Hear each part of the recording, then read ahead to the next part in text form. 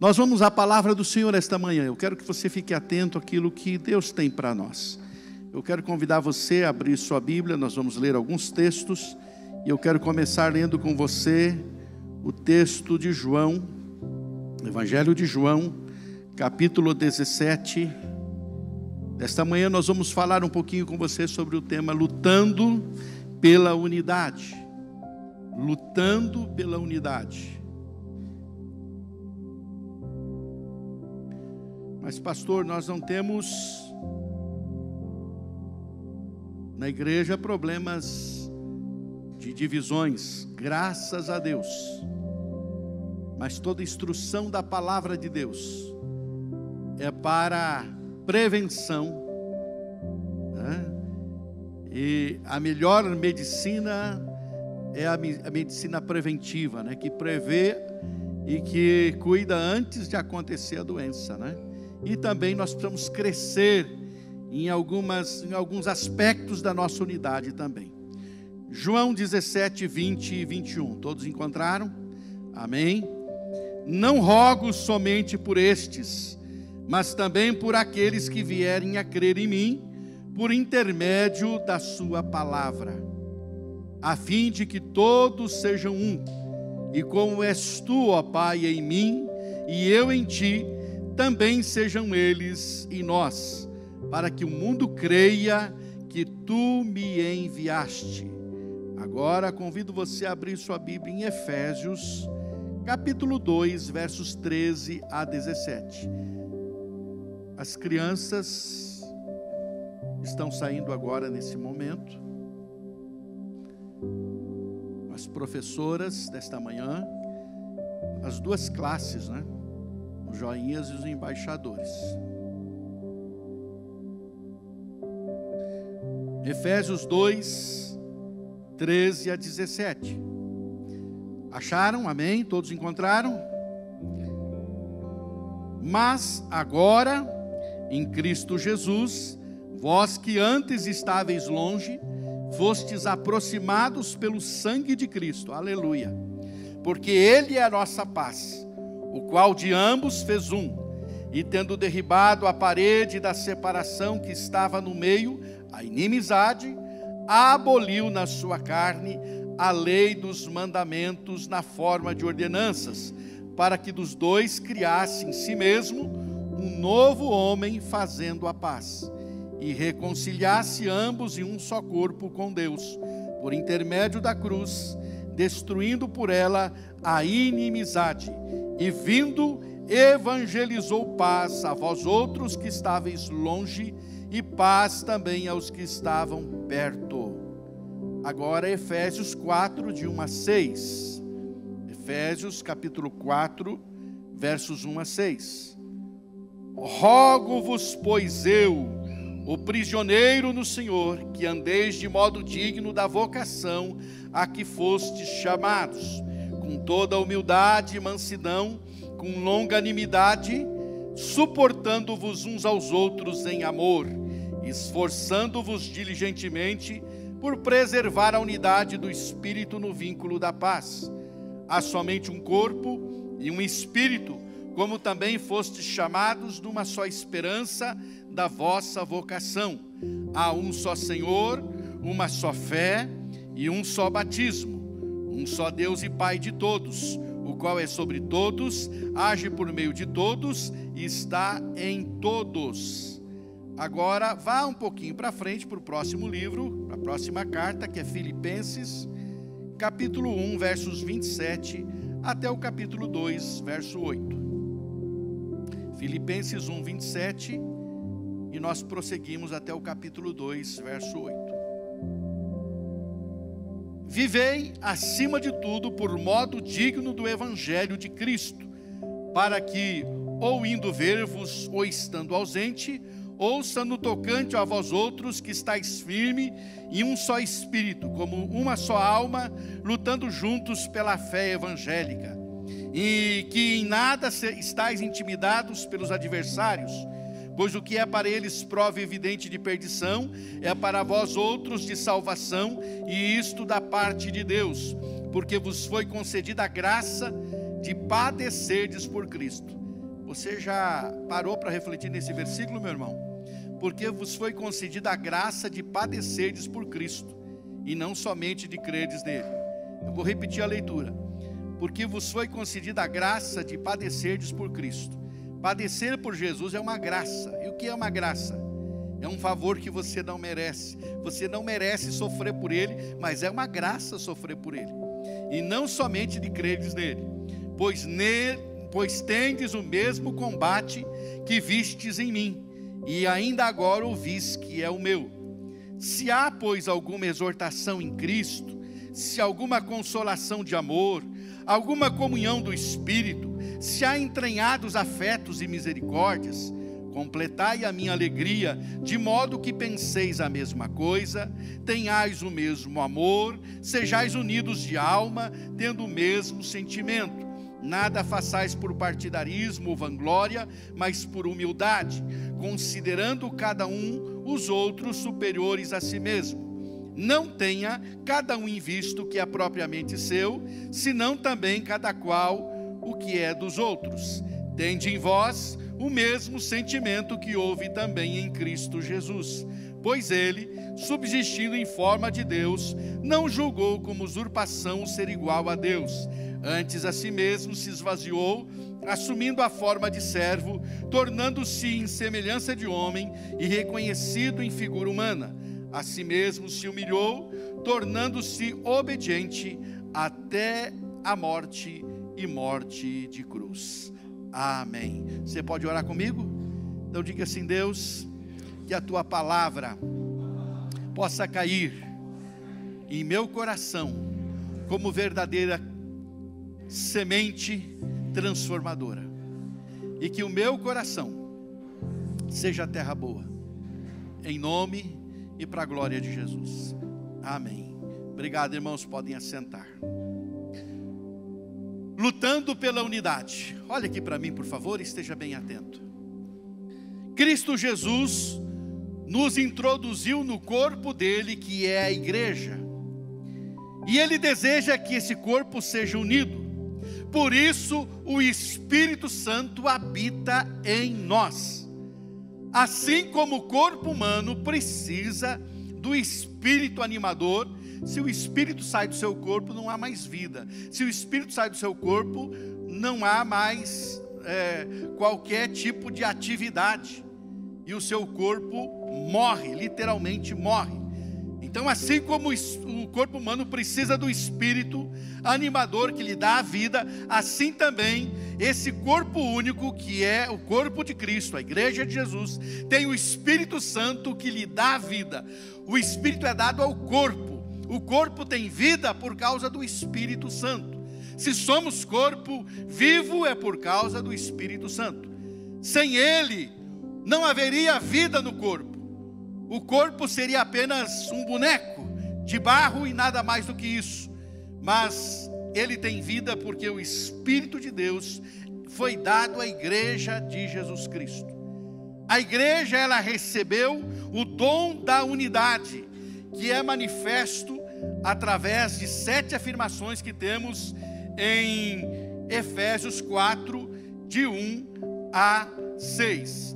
A primeira afirmação, que há um só corpo. Cristo só tem uma igreja. A igreja é lavada no sangue dele. Não é a igreja A, B ou C. Não é Batista, Assembleia Presbiteriana ou qualquer outra. É a igreja lavada no seu sangue, comprada e lavada no seu próprio sangue. Há um só corpo, e esse corpo é aqueles que são lavados no sangue de Jesus, independente da sua cor denominacional. Há um só Espírito, a quem nós devemos a nova vida.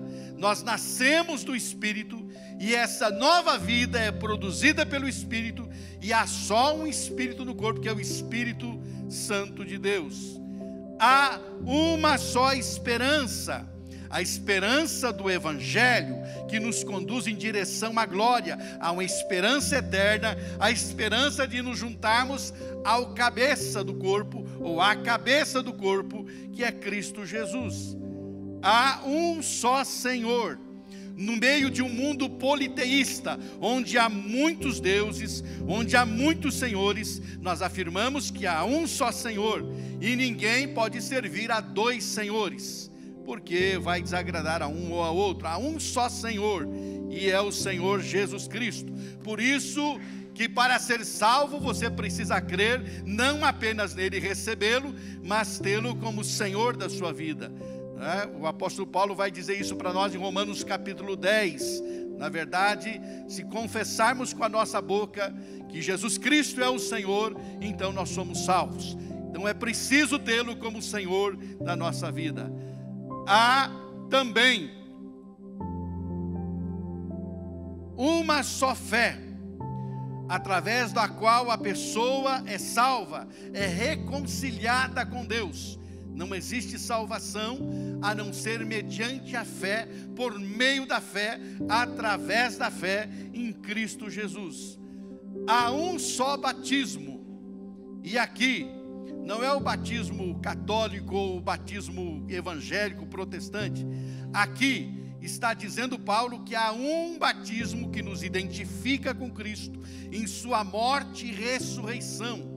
Esse há um só batismo quer dizer que há um só meio de nos identificarmos com Cristo através ou com a sua morte e ressurreição. E o que nos identifica com Cristo, com sua morte e ressurreição, é esse batismo que nos faz sermos identificados com Ele, morremos com Ele e ressuscitamos com Ele. Há um só Deus e Pai de todos. Aqui é Pai de todos os redimidos em Cristo. O apóstolo Paulo não estava falando de uma paternidade humana universal. Ele é Pai de todos, não. Ele é Pai de todos os salvos. Ele está falando aqui para a igreja de Jesus. Por isso ele vai dizer aqui que ele se move através de todos. Esse todo aqui é o corpo dele, é a igreja dele. Paulo não está falando de paternidade universal de todos. Todos são criaturas. Deus só é Pai daqueles que recebem a Cristo Jesus como Senhor e Salvador, segundo João capítulo 1, verso 12. Aí sim, recebem o poder de serem feitos filhos de Deus quando recebem a Cristo Jesus. Portanto, irmãos, uma vez que o Espírito habita em nós, Ele deseja esse corpo unido, sem divisões. Por isso é muito importante observar que para que essa unidade seja real, é preciso que andemos, que vivamos de acordo com a vocação para a qual fomos chamados.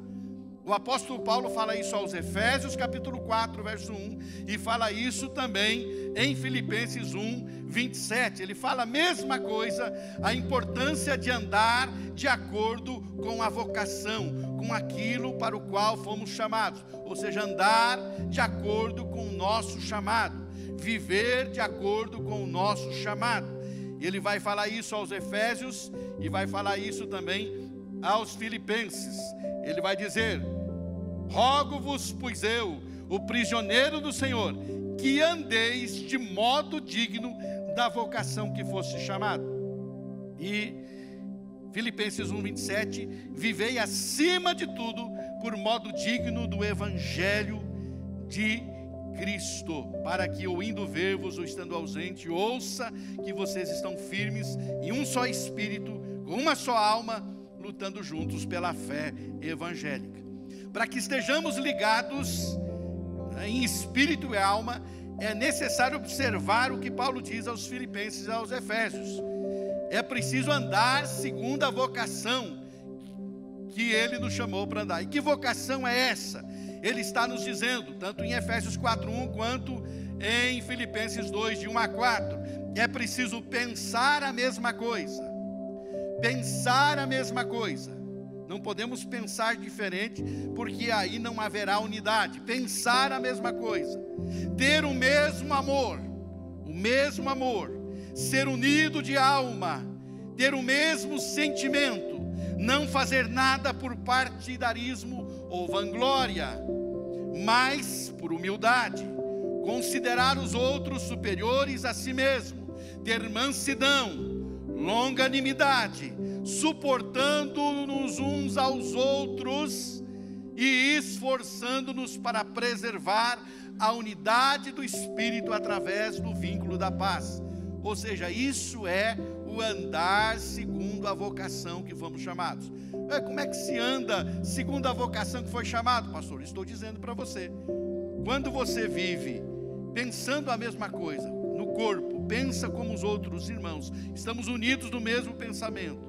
Quando nós temos o mesmo amor, unidos de alma, temos o mesmo sentimento, não fazemos nada por sermos partidários, para dividirmos o corpo, não fazemos nada por vanglória, para gloriar-nos a nós mesmos.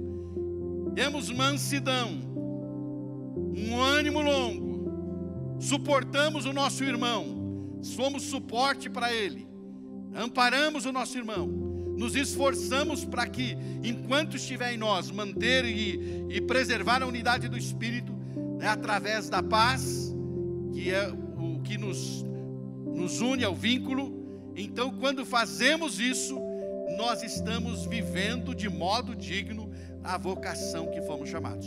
Pergunto para o seu irmão, compreende isso, irmão? Então, em outras palavras, eu vivo segundo a minha vocação, quando eu vivo num só pensamento, numa só alma, num só espírito, num só amor, num só sentimento, ajudo a amparar o meu irmão, preservo a unidade através da paz. Quando eu estou fazendo isso, eu estou andando de acordo com a vocação que eu fui chamado. Quando eu não estou fazendo isso, eu não estou andando dignamente de acordo com a vocação que eu fui chamado. Compreendeu isso? Para andar de acordo com a vocação da qual eu fui chamado, eu preciso entender essas verdades. Então, meu querido irmão, diante do que eu já expus, fica claro que a nossa unidade é imprescindível, e por isso nós precisamos lutar para mantê-la. Mas eu quero ainda alistar para você esta manhã algumas razões para lutarmos pela unidade. Embora tudo que eu falei até aqui já seja mais do que suficiente para isso, porque se eu não viver isso, eu não estarei vivendo de acordo com o meu chamado.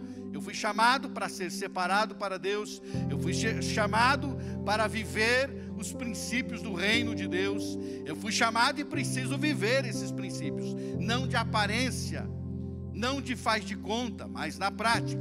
Mas além de tudo isso, eu quero te dar aqui algumas razões para lutarmos pela unidade. E a primeira razão que eu te dou esta manhã, que eu trago a nós, é que a unidade é que nos torna corpo. Só a unidade, na unidade que somos corpo. Se não houver unidade, não há corpo. O corpo só existe por causa da unidade. Em Efésios 2, 13 a 17, que nós lemos, e é bom recordar, o apóstolo Paulo está dizendo para nós que Jesus, através da sua morte, promoveu a reconciliação de judeus e não judeus.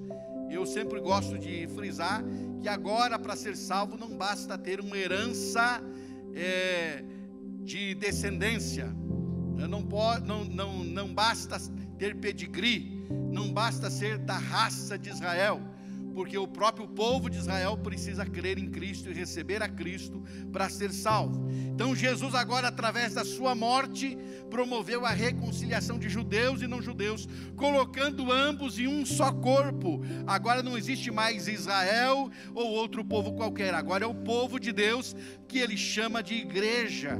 Jesus morreu para derrubar as barreiras de inimizades. Agora nós temos acesso à salvação, basta crer e receber Cristo em sua vida. Por isso precisamos lutar constantemente contra tudo que causa divisão, quer seja na família, quer seja na igreja. Mas o que a minha família tem a ver com isso, pastor? A sua família, meu querido irmão, é a pequena igreja onde tudo começa. A sua família, ela se estende para cá, porque se na sua família as coisas vão mal, você vai trazer esse peso para dentro do corpo também. Porque o apóstolo Paulo vai nos dizer em 1 Coríntios 12 que quando um membro do corpo está sofrendo, todos sofrem. Quando um membro do corpo é machucado, todos sentem. Ele vai dizer que se você tiver mal, isso traz consequência para o corpo. Quando alguém peca, diz assim, geralmente: o problema é meu.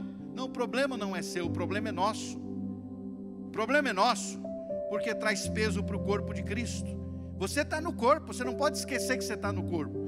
Quando você peca, você está pecando não só contra Cristo, está pecando contra o corpo. Quando eu peco, o meu pecado não é só um ato individual da minha parte. Eu estou trazendo peso para a igreja de Jesus Cristo, porque ela é o corpo e eu faço parte do corpo. Então o seu pecado, meu querido irmão, olha bem aqui para mim, ele não é problema seu. O seu pecado é problema nosso. E por isso, às vezes, quando você diz assim: ninguém tem a ver com isso. Temos a ver com você sim. Por isso a Bíblia diz que é para nós nos exortarmos uns aos outros, nos corrigirmos, nos ajudarmos, nos ampararmos. Exatamente porque se você estiver mal, eu vou estar mal também, porque você faz parte do corpo. Se você não entender isso, você não entendeu ainda o que é corpo e o que é fazer parte do corpo. Então começa na sua família. Quer um exemplo disso? Se um casal vem para a igreja brigado, chega aqui, brigado, você acha que isso interfere ou não no nosso culto? Sim ou não? Sim ou não? Interfere, porque é parte do corpo. Há interferência, há um peso a mais, há uma luta maior para que haja comunhão, para que a manifestação de Deus aconteça, porque há aqui uma quebra.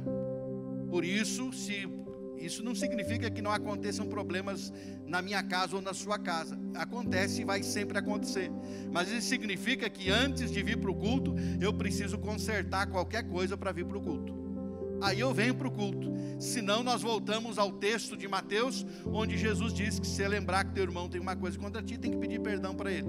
E esse teu irmão às vezes é próximo demais, é o teu cônjuge. Esse teu irmão às vezes é próximo demais, é o teu filho, é o seu irmão de sangue. É próximo demais, né? Às vezes você está procurando quem é o meu próximo, que nem o doutor da lei, né? Fica procurando, onde é que está meu próximo? Teu próximo está proximinho de você, está juntinho de você às vezes, e você não enxerga o teu próximo, tá certo? O teu próximo é o teu próximo mesmo, qualquer que estiver próximo a você. E não tem ninguém mais próximo que seu cônjuge do que a sua família também. Então por isso é importante entender isso. Quer seja na família, quer seja na igreja, não tem como a casa dividida prosperar. Jesus afirmou para os religiosos judeus que nem Satanás trabalha dividido. Satanás não é burro, burro é muito crente que provoca e promove divisão, porque nem o diabo é burro, porque ele sabe que se dividir, aí ele está mais lascado ainda. Por isso Jesus disse que nem o diabo trabalha dividido.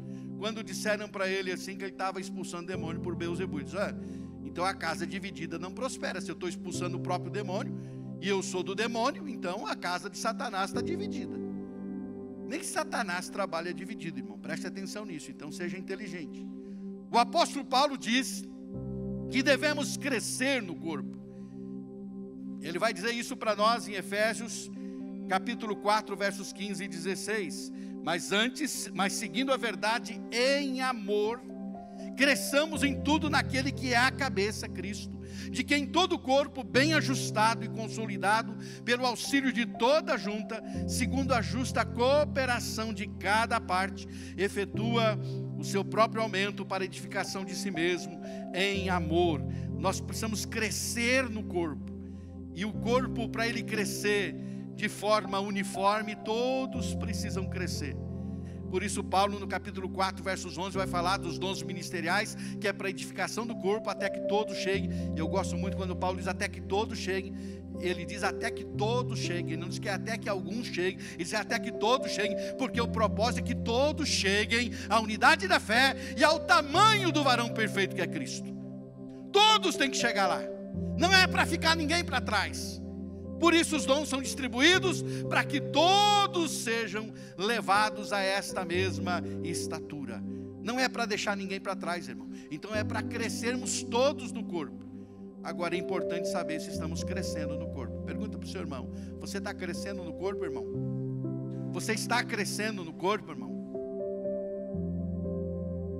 O apóstolo Paulo também nos diz que todos os membros do corpo são valorizados, todos, para que não haja divisão. O Senhor valoriza cada membro do corpo, assim como cada membro do seu corpo é valorizado. Não existe membro desvalorizado no corpo de Cristo. Eu não tenho valor. Você tem valor no corpo de Cristo. Não existe membro desvalorizado no corpo. Todos os membros do corpo são valorizados. Por que são valorizados? Para que não haja divisão. Diz o apóstolo Paulo em 1 Coríntios 12, 22 a 25, pelo contrário, os membros do corpo que parecem ser mais fracos são necessários, e os que nos parecem menos dignos do corpo, a estes damos maior honra. Também os que em nós não são decorosos, revestimos de especial honra, mas os nossos membros nobres não têm necessidade disso. Contudo, Deus coordenou o corpo, concedendo muito mais honra àquilo que não tinha, para que não haja divisão no corpo. Pelo contrário, cooperem os membros com igual cuidado em favor uns dos outros. Então todos são valorizados. Por que todos são valorizados? Para que não haja divisão. Então todos são considerados importantes para que não haja divisão. Então diga para o seu irmão: você é importante, irmão. Você é importante, irmão. Sem a unidade, irmãos, sem a unidade, nós não somos corpo. Nós somos um monstro. Nós somos um Frankenstein. Nós não somos corpo sem unidade. Somos retalhos. Deus não criou um Frankenstein. Sem unidade, nós podemos ser qualquer coisa, menos corpo de Cristo. Por isso, não podemos tolerar a divisão do corpo. A unidade é o que nos torna corpo de Cristo. A unidade nos faz corpo. Por isso, nós precisamos lutar pela unidade, porque sem ela não somos corpo. Só somos corpo por causa da unidade. Amém? Mas há uma outra razão que eu quero dizer para você, que deve nos levar a lutar pela unidade do corpo. É porque a unidade é proteção contra o inimigo. A unidade é proteção contra o inimigo. Há muitos textos bíblicos que revelam o valor da unidade como fator de proteção. Eu cito apenas dois textos, um no Antigo e outro no Novo Testamento, bem conhecidos. O primeiro, bem conhecido, está em Eclesiastes 4:12, quando a palavra diz que se forem dois é melhor, porque se alguém quiser prevalecer contra um, os dois lhe resistirão. O cordão de 3 dobras não se rebenta com facilidade. E no Novo Testamento, quando Jesus envia os seus discípulos, ele os envia de 2 em 2. Depois disso, o Senhor designou que enviou 70 e os enviou de 2 em 2 para que o precedessem em cada cidade e lugar aonde estava para ir. Ou seja, Jesus entendeu que ele não podia enviar ninguém sozinho.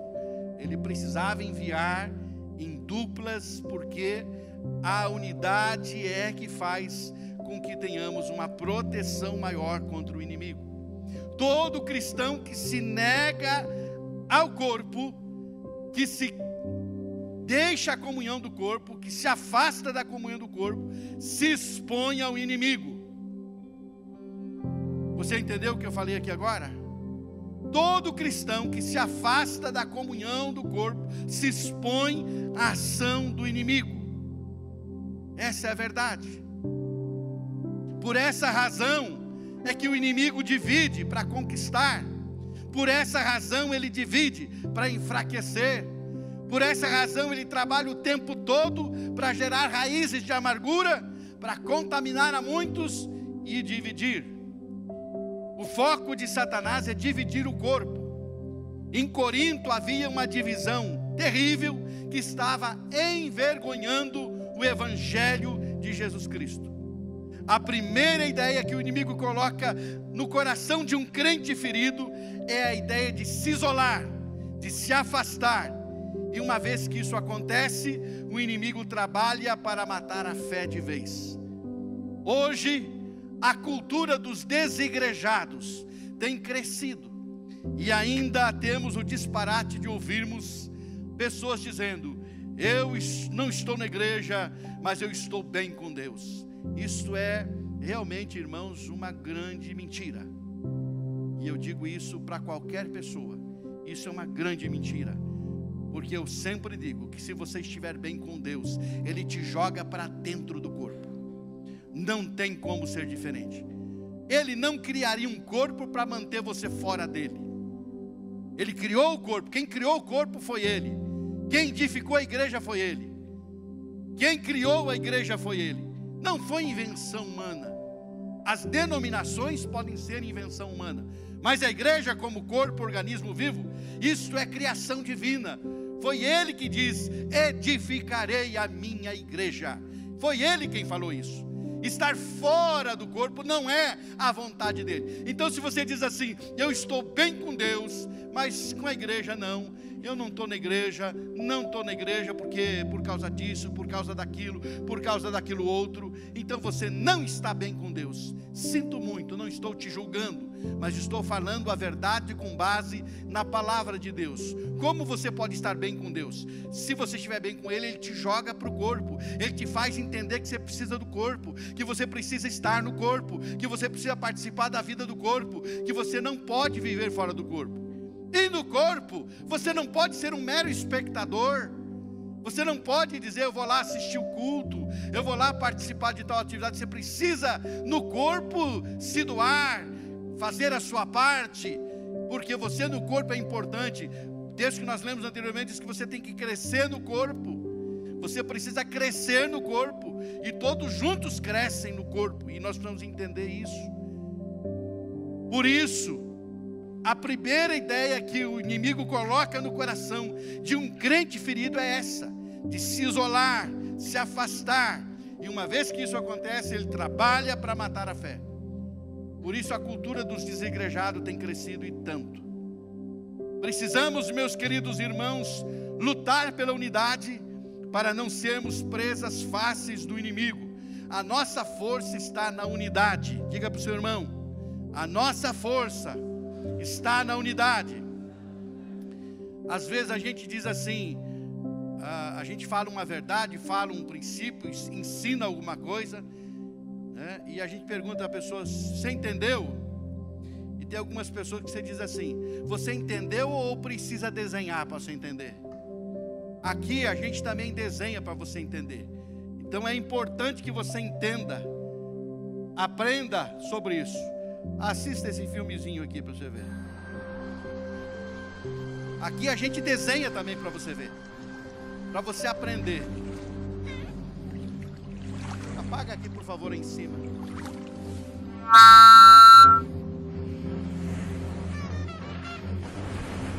Se alguém puder apagar, eu agradeço. It's smarter to travel in groups.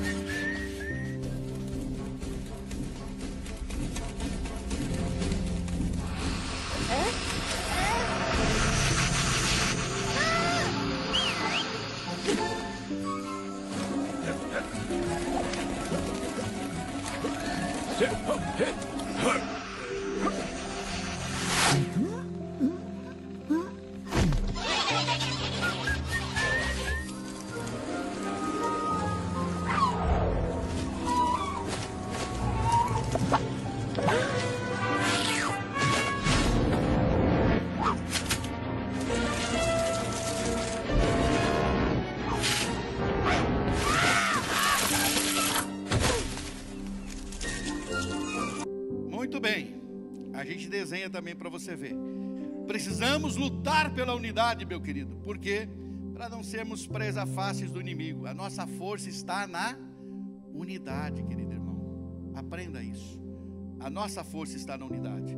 Mas eu quero te dar uma terceira razão para você lutar pela unidade também. Nós lutamos pela unidade porque a unidade é um sinal para que o mundo creia. João 17, 20 e 21. O mundo só crerá se nós entendermos isso. O mundo só crerá se nós entendermos essa questão da unidade. Jesus é o nosso modelo de unidade. Ele vive em comunidade com o Pai e com o Espírito Santo. E ele orou na oração sacerdotal. Capítulo 17 de João é chamado de oração sacerdotal porque ele intercede pelos seus discípulos. E ele orou para que o seu modelo fosse seguido por nós. Não somente isso nos faz corpo de fato, mas para que o mundo creia, é preciso acontecer isso. Um dos segredos da igreja do primeiro século era a sua unidade. Todos os que creram estavam juntos e tinham tudo em comum. Vendiam as suas propriedades e bens, distribuindo e a medida entre todos, o produto entre todos, à medida que alguém tinha necessidade. Diariamente, todos os dias, perseveravam unânimes no templo, partiam o pão de casa em casa e tomavam as suas refeições com alegria e singeleza de coração, louvando a Deus e contando com a simpatia de todo o povo. Enquanto isso, acrescentava-lhes o Senhor dia a dia os que iam sendo salvos. Sabe o que me impressiona aqui, irmãos? Que o que atraía os de fora não eram os milagres. O que atraía os de fora era a unidade dos crentes, era a maneira deles viverem, era como eles cuidavam uns dos outros, é como eles se importavam uns com os outros. Isso de fato chamava a atenção dos de fora. As pessoas eram atraídas pela unidade, pelo cuidado, pelo amor que era manifesto pelos discípulos. Uma das razões para que o mundo não creia na nossa mensagem são as nossas divisões. As nossas brigas e contendas envergonham o Evangelho e denigrem o nosso testemunho. Jesus disse que se formos o mundo crerá. Portanto, nós precisamos lutar por essa unidade, para que o mundo possa crer, que a nossa mensagem de amor não esteja dissociada com a nossa prática. E eu costumo sempre dizer, irmãos, que quando você é salvo por Cristo Jesus, todos começam a olhar para você. As atenções da sua família passam a estar em você. E aí, você tem que cuidar do seu testemunho o tempo todo. Eu quero dizer para você que até quando você muda de igreja, a sua família não entende isso. Quem é que tem pessoas não crentes na família? Levanta a mão. Bem alto. Quem é que tem pessoas não crentes? Quase todos têm. Pois é, você se converte aqui na igreja A. O Daniel se converteu aqui na igreja A. Convida os seus familiares para vir aqui na igreja A. Fala para os seus familiares que a igreja A é uma maravilha, é uma bênção. Fala para os seus familiares que não existe coisa melhor do que a igreja A, que agora encontrou Jesus de verdade e quer que toda a família venha para a igreja A. Mas aqui na igreja A, de repente, o Daniel sofre qualquer tipo de decepção, ou com o pastor, que é falho e humano mesmo, ou com os irmãos, que também são falhos e humanos, ou porque ele acha que se ele já sabe muito, ele precisa estar num lugar que ele possa crescer mais, ou até mesmo ele gostou demais do som que ele ouviu lá no outro lugar. Lá está maravilhoso, lá tem um louvor maravilhoso, lá tem uma pregação distinta, e eu vou para lá. Daí o Daniel sai, vem cá Daniel, sai da igreja A, e ele vem para a igreja B. Senta aqui na igreja B, meu filho. E ele vem para a igreja B. Ele está aqui agora na igreja B. E aí ele começa, nossa, a igreja B é maravilhosa. Aí a família dele vai dizer, ei, você não estava na igreja A? Aí eu estava, mas por que será que lá não presta? Mas por que você queria levar a gente para lá se lá não presta? Você acha que as pessoas não estão olhando o seu testemunho em relação a isso? Você acha que não? É a sua família que diz, o João lá não para igreja nenhuma, saiu da católica, foi lá para aquela lá, a igreja A, que disse que era a melhor do mundo, agora diz que já não serve mais, está na igreja B. Viu só se a gente vai atrás dele? A gente vai ficar pulando de galho em galho também. Você acha que as pessoas da sua família não estão de olho em você em relação a isso? Por que você tem que criar raiz? Por Por que você tem que superar problemas onde Deus colocou você? E se você decidiu vir para cá de outra igreja, e eu sempre digo que você decidiu vir para cá de outra igreja, você tem que dizer daqui só para o céu. Eu digo isso para vocês quando vocês vêm para cá. Daqui só para o céu, para de rodar. Daqui só para o céu. Entendeu, irmão? Porque senão você denigre o evangelho, você denigre o teu testemunho. Porque a pessoa vai dizer, pô, mas você não era daquela igreja, por que está nessa agora? Pode voltar para a igreja se quiser. Está entendendo? Está entendendo, irmão? Como o mundo vai crer? O mundo vai crer se nós entendemos isso. Jesus disse que se formos um, o mundo vai crer. Então nós precisamos lutar pela unidade para que o mundo possa crer.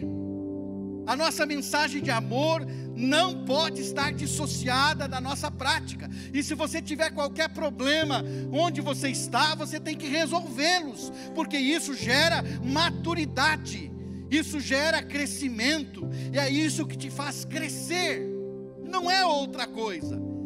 Porque onde você for vai ter o mesmo problema, para você ter que encarar e crescer. Eu sempre digo, eu sempre afirmo, que Deus não passa ninguém por conceito. Deus não vai te levar para uma fase posterior por conceito. Ele é bonzinho, tadinho. Não, você tem que aprender as lições. Você aprendeu aqui, agora você pode passar de fase. Enquanto você não aprender aqui, você não passa, vai ficar reprovando, patinando, andando para trás o tempo inteiro. Então por isso nós precisamos entender, a unidade é um sinal para que o mundo creia, meu querido irmão. E quando você pula daqui para lá, significa que alguma coisa está errada. Mas não com os outros, com você. Porque é com você que Deus quer lidar e tratar. É com a sua vida que Ele quer lidar e tratar. Aprenda isso, querido irmão. E eu quero dizer que há uma outra razão para lutarmos pela unidade da igreja. E essa outra razão é porque a unidade tem a sua base na humildade. E se você quer ser humilde, você precisa desenvolver essa unidade. Sabe, irmãos, eu estava meditando a palavra e me veio tão forte ao coração isso, que impactou meu coração de uma forma tremenda. O apóstolo Paulo começa o parágrafo de Filipenses 1:27, exortando os irmãos, os filipenses, a permanecerem num só espírito. Veja só. Ele começa dizendo, viver acima de tudo, por modo digno do Evangelho de Cristo, para que, ou indo ver-vos, ou estando ausente, ouça no tocante a vós outros, que estáis firme, um só Espírito, como uma só alma, lutando juntos pela fé evangélica. E que em nada estáis intimidados pelos adversários, pois o que para eles é para eles prova evidente de perdição, é para vós outros de salvação, e isso da parte de Deus, porque vos foi concedida a graça de padeceres por Cristo, e não somente de creres nele, pois tendes o mesmo combate que vistes em mim, e ainda agora ouvis que é o meu. E completai a minha alegria, de modo que penseis a mesma coisa, tenhais o mesmo amor, sejais unidos de alma, tendo o mesmo sentimento, nada façais por partidarismo ou vanglória, mas por humildade, considerando cada um os outros superiores a si mesmo. Não tenha cada um em vista o que é propriamente seu, senão também cada qual o que é dos outros. Tende em vós o mesmo sentimento que houve também em Cristo Jesus, pois ele, subsistindo em forma de Deus, não julgou como usurpação ser igual a Deus, antes a si mesmo se esvaziou, assumindo a forma de servo, tornando-se em semelhança de homens e reconhecido em figura humana. A si mesmo se humilhou, tornando-se obediente até a morte e morte de cruz. O apóstolo Paulo começa o parágrafo exortando os filipenses a permanecer em um só espírito. No capítulo 2 ele continua exortando e dando algumas orientações práticas para que a unidade fosse real. Aí no verso 3 ele revela algo por demais importante. Ele vai revelar que o que quebra a unidade, preste atenção nisso, o que quebra a unidade se chama orgulho.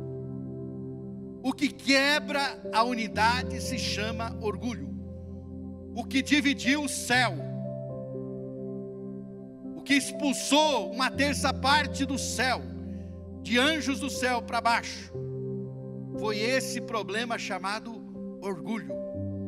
Foi o orgulho que causou divisão, Foi o orgulho que levou Lúcifer a querer ser como Deus e ser expulso do céu, e uma terça parte dos anjos foi com ele também. O orgulho é o grande problema. Quando alguém quer ser mais que o outro, quando alguém se torna dono da razão, quando alguém subestima o outro, está sendo orgulhoso. E só a humildade pode resolver isso. E como a humildade se manifesta? O apóstolo fala no versículo 3, né? Ele vai dizer aí: não façais por partilharismo da vanglória, mas por humildade. É a humildade que te leva a considerar o outro superior a você mesmo. É a humildade que faz isso. E como a humildade se manifesta? Para mostrar isto, o apóstolo Paulo usa Cristo como modelo. E ele vai dizer que Cristo, embora sendo Deus, não quis tomar o lugar do Pai, e se humilhou até a morte, morte de cruz. Jesus, na sua encarnação e morte, é o exemplo supremo de humildade, que Paulo desejou que os filipenses tivessem. Em suma, em resumo, eu quero dizer para você que a base da unidade se chama humildade. A humildade é a base da unidade. Sabe por que o Pai, o Filho e o Espírito Santo são unidos? Por causa da humildade. Jesus se humilhou. Ele não teve por usurpação ser igual a Deus, mas ele tomou a forma humana e deixou o céu para descer às partes mais baixas, para nos ensinar que a unidade é possível só onde há humildade. Onde não há humildade, não tem como haver unidade. É a humildade que me leva a pedir perdão ao meu cônjuge quando eu erro com ele, porque o meu orgulho ferido não quer que eu peça perdão para o meu cônjuge, mas a humildade me leva a reconhecer que eu preciso pedir perdão e considerar o meu cônjuge superior a mim mesmo. É a humildade que me leva a olhar para o meu irmão e não querer ser superior a ele, e mesmo que eu saiba mais do que ele, eu vou considerar ele acima de mim e melhor do que eu. É a humildade que faz isso. Então o Espírito Santo falou ao meu coração que o segredo da unidade da Trindade é a humildade. A humildade é o segredo para que haja unidade na Trindade. E por isso a humildade é o segredo para que a gente também desenvolva unidade aqui na terra. Porque quando falta humildade, aí não tem como haver unidade. É a humildade que proporciona a condição de sermos um com o outro. É quando nós entendemos isso, nós consideramos o outro mais ou melhor do que nós mesmos, e isso é o que mantém a unidade. O que leva muitas pessoas a quebrar a unidade é o orgulho que diz assim: eu tenho razão, eu não vou dar o braço a torcer, é isso mesmo, é como eu penso, é como eu acho que tem que ser. O orgulho leva a isso. A humildade nos leva a ser flexíveis, a humildade nos leva a reconhecer e a olhar para o outro com um olhar diferente, um olhar, né, que leva o outro a uma posição superior à nossa, meu querido irmão. Para a preservação da unidade é extremamente necessária a humildade, e esse é um dos segredos da Trindade. Só o humilde considera o outro superior a si mesmo, mesmo que saiba que tenha mais e que saiba mais. Só a humildade leva a reconhecer o outro superior. Por isso, quando falta humildade, a unidade é quebrada. Por isso, o apóstolo Paulo vai usar agora, ele está falando de humildade, de unidade, e falando de unidade, ele vai falar agora da humildade de Cristo, que não quebrou a unidade da Trindade, sendo-se sujeito ao Pai, não querendo, embora sendo Deus, tomar o lugar de Deus, mas se humilhou. E por isso a unidade da Trindade é nosso modelo, mas é nosso modelo por causa da humildade de Jesus Cristo. Quando na Trindade um se submete ao outro, estão sendo humildes, porque na Trindade o Pai, o Filho e o Espírito Santo têm a mesma natureza, o mesmo poder, têm os mesmos atributos, mas um considera o outro, um não se sobrepõe ao outro, E o exemplo da Trindade é o exemplo que Jesus usa para nós também, quando Ele diz que eles sejam um, assim como nós, Pai, eu em Ti e Tu em mim, assim como nós somos um, que eles, os meus discípulos, sejam um também. E isso só é possível se houver humildade. Não existe outro caminho, meu querido irmão. Concluindo, eu quero dizer para você esta manhã, que como igreja nós precisamos lutar pela unidade. Cristo nos inseriu no seu corpo para que Ele pudesse se manifestar ao mundo através das nossas vidas. Precisamos lutar pela unidade, porque a unidade nos torna corpo. Precisamos lutar pela unidade, porque a unidade é proteção contra o inimigo. Precisamos lutar pela unidade, porque a unidade é um sinal para que o mundo creia. Precisamos lutar pela unidade, porque a unidade tem a sua base na humildade. E Deus resiste ao soberbo, mas dá graça aos humildes. Nesta manhã, você tem trabalhado pela unidade, você tem vivido em unidade, você tem lutado por ela, você tem tentado desfazer tudo aquilo que trabalha contra a unidade, você tem sido humilde a ponto de considerar os outros melhor do que você mesmo, você tem trabalhado pela unidade. Alguns conselhos importantes para você que quer trabalhar pela unidade e lutar por ela. Livre-se da maledicência. A maledicência é um problema sério. A maledicência quebra a unidade. A maledicência divide. A maledicência faz mal para quem ouve e para quem fala também. Por isso, livre-se da maledicência. Pare de falar mal de quem quer que seja. Consagre a sua língua. Coloque ela de molho, até que você aprenda a parar de falar aquilo que não deve falar. Cuidado com a maledicência. Você quer trabalhar pela unidade? Cuidado com as fofocas. Livre-se do fofoqueiro. Repreenda o fofoqueiro. Corra do fofoqueiro e não seja um fofoqueiro. Não fique falando mal de quem quer que seja. Vá lá na pessoa, conversa com ela, ajude em oração e ajude a corrigir o seu erro também. Você quer trabalhar pela unidade? Então cuide para livrar-se dos prejuízos. A Bíblia diz que o juízo temerário é um juízo que traz prejuízo. O juízo temerário é você fazer um julgamento antecipado e precipitado das pessoas. Não julgue as pessoas pela capa, pela embalagem. Procure conhecê-las antes de julgá-las. Não faça prejuízo de quem quer que seja. Mas este é assim, esse é assado. Vai lá conviver com ele para você ver se ele é assim, o assado mesmo. Cuidado com os prejuízos. Você quer batalhar e trabalhar pela unidade? Livre-se da soberba. Quando qualquer pontinho de soberba quiser subir aqui no seu coração, clama pela misericórdia de Deus. Senhor, me livra dessa soberba, esse orgulho besta, que me torna um besta. Em nome de Jesus. Você quer lutar pela unidade? Então é preciso que você lute contra a falta de perdão no seu coração e busque um coração perdoador todos os dias, não é de vez em quando. Você quer lutar pela unidade? Desenvolva afetos de misericórdia, que haja afetos na sua vida, que você seja uma pessoa afetuosa. Você quer lutar pela unidade?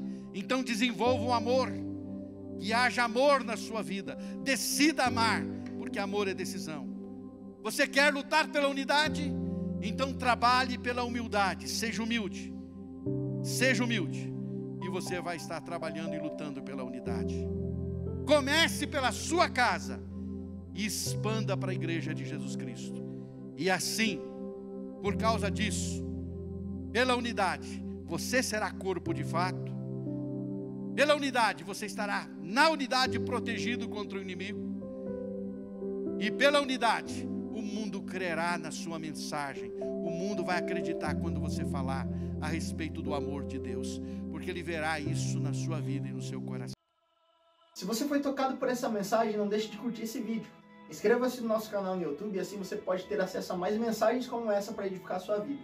E se você deseja fazer parte da nossa igreja ter mais acesso às nossas informações e novidades, é só você baixar o nosso aplicativo no seu celular. Baixe gratuitamente. É só você abrir a loja virtual no seu celular e digitar IBI Cascavel. Ali você baixa o nosso aplicativo e tem mais acesso às nossas novidades e faz parte dessa família também. Deus te abençoe e um grande abraço.